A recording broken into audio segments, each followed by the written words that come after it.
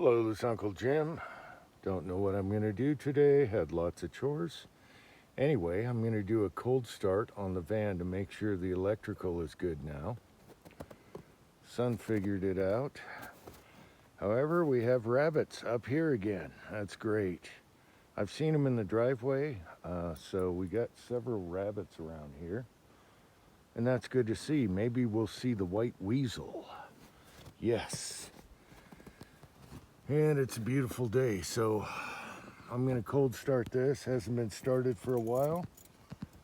The dome lights are turning off now. Before they would stay on. Oh yeah, yeah baby. Oh, that's good. And another plus is I found my other sunglasses. I found the sunglasses, yes. And look at those gnarly tires. Go anywhere.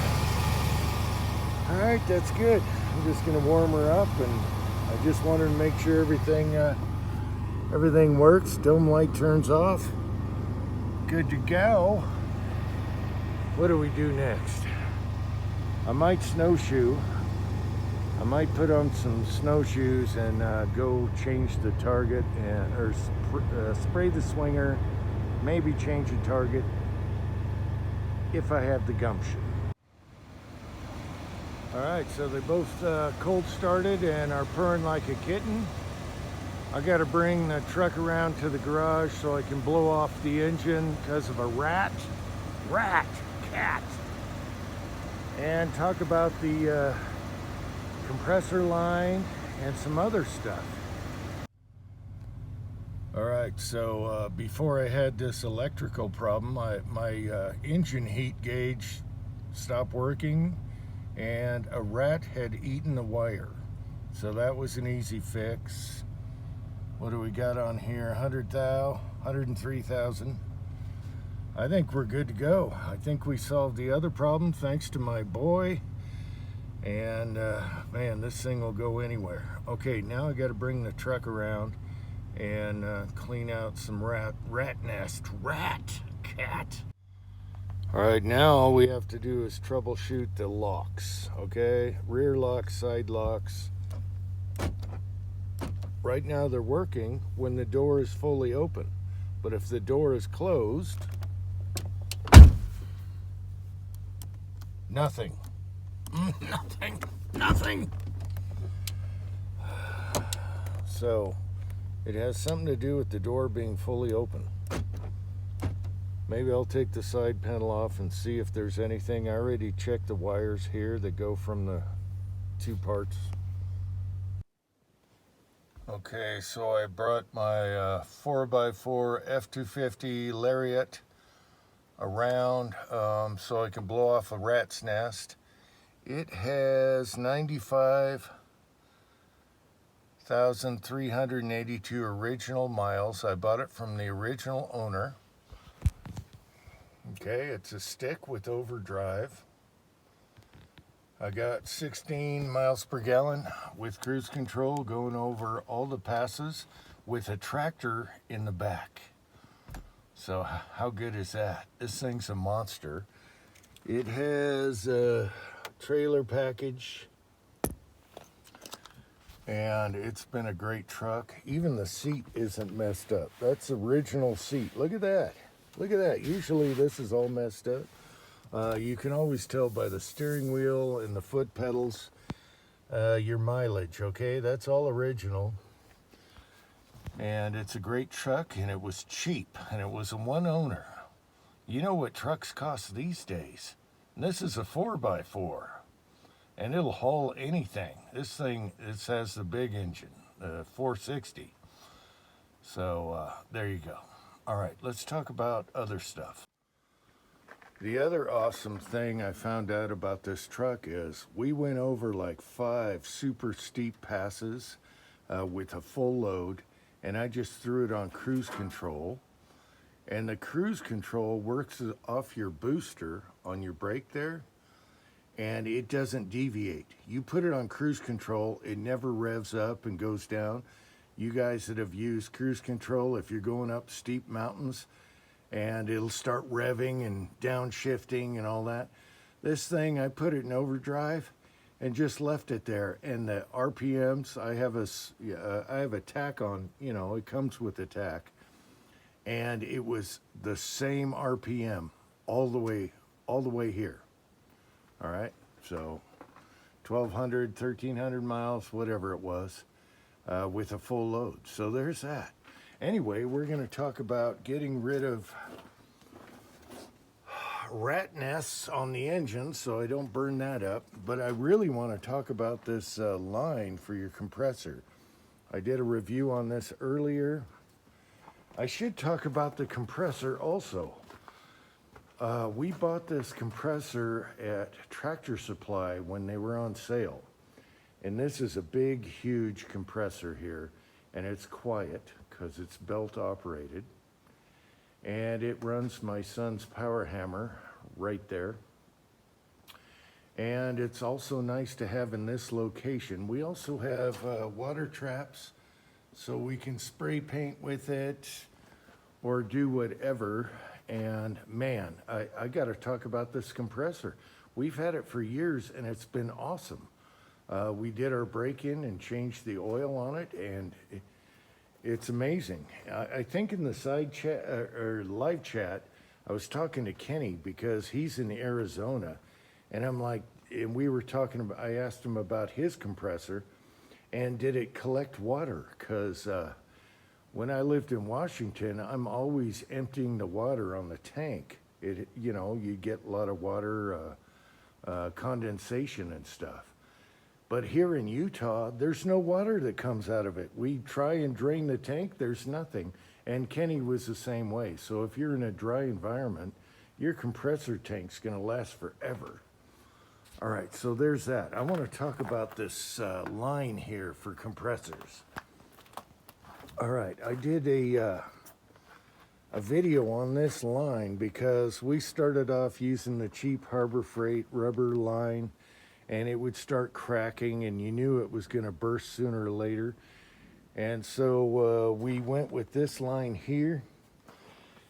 And let me see if I can show you a close-up of what it is. If you guys are looking for a compressor line, okay, Metabo. This is 1/4 inch and it'll take up to 300 pounds PSI, which we never go there. All right, let's get out of focus here. I'm going to use this to blow off the engine.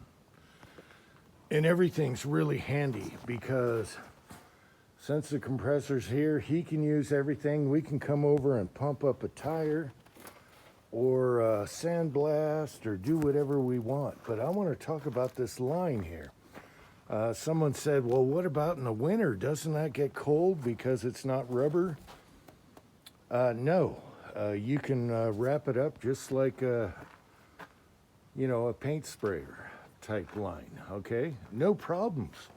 We've been 6 below and this thing wraps up beautifully, just coil it up like you would a paint sprayer. All right, so I guess that's it. I'm going to give a huge thumbs up to this line right here. And it's kind of like a plastic that's reinforced. Man, we're never going back. All right, you can see the stupid Harbor Freight blowgun there, which isn't the best. However, this line, if you guys are looking, that's the way to go. Just order it online. Speaking of line. Anyway, I'm going to blow out this rat nest. Now, sometimes when it gets really bad, we have these giant rats that have round ears and flat tails. I forget what they call them. But anyway, they make these little igloos out of cactus and flowers, and they make these cool nests they live in. And they're well constructed like an Eskimo. However, they're annoying as hell, and these are huge. I think I did a video on catching one once. So we would put a trap in here, and then I would have to put a note on my steering wheel, check the trap before you go anywhere, so you don't have a trap running in your engine. But then I saw something on YouTube where a guy uses Jiffy mix for cornbread, and 1 part Jiffy mix cornbread and 1 part baking soda, and you mix it together and then cut a little hole in a little container, and it doesn't harm other animals, but rats, for some reason, I guess they can't fart, and so it just blows them up. So if you have a rat problem, try that. Jiffy cornbread mix and baking soda, 50-50. Put it in a container, drill a little hole. They'll eat it, and then they'll blow up. So there's that. I hope you found this interesting. Uncle Jim, you always find something you don't normally hear about. So we're going to blow the engine out. I'll check the oil, and then I'll park it back. Everything's good to go. Everything's running good. The winch still works, even though it's all faded. But that thing saves a lot of people in wintertime. I've pulled so many people out with this F-250. And it's got good tires also, just like the van. There's the tires. You know you're not going. And I want to talk about locking hubs. Manually locking hubs is way better than the modern electronic crap. All right? Manual. Just like reloading sometimes. All right. Oh, I got to talk about another thing here. The heater in this thing, this is a single cab. All right? The heater in this thing cranks. I was sweating by the time I got to the garage, which is only a few feet. Another thing I like about it is you got your armrest here, but you can throw a pistol there and shut it real quick. And you open it up and you can get to your pistol right there. And no one sees it while you're at a store. All right? And then we have another thing. The frosting on the cake is we have rifle racks behind the seat. So you could be at the store with your rifles, close the seat, and nobody knows it's there. You don't have to show it off in the window. The rifles are in the back and the pistol is right there. Boom, bang, pow. So there's that. Oh, I'm not done yet. This one has air conditioning, but also, one time at band camp, I had a mouse get in the air cleaner, okay? This is where you put your air cleaner. And so what I did was, or as Elvis Ammo would say, what I done was I just put a little screen in there so the mice couldn't get in there anymore. And that was the same powder coat screens we use for powder coating, and never had a problem since. My only problem is sometimes they'll come up here and they'll nest in here, and so you either use the trap or put a little container there with the Jiffy and the baking soda mix. All right, and then you could leave it in there.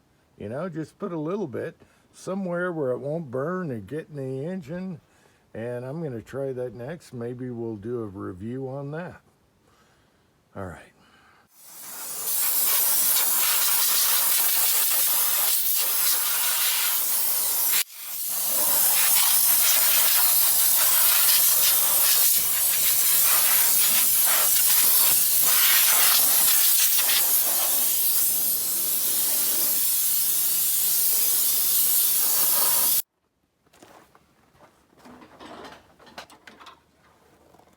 And again, even in the cold, the airline wraps up easy.